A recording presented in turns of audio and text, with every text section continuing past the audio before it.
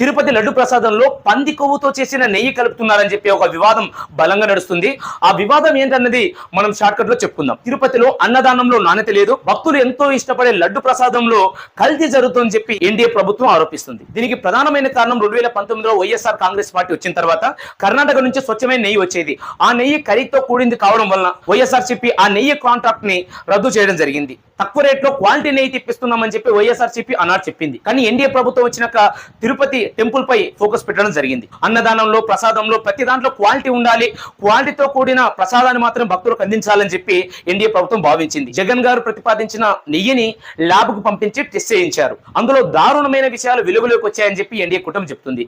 అందులో కొన్ని జంతువుల చర్మాలని కొవ్వుని కరిగించి అది నెయ్యిగా చేస్తున్నారు.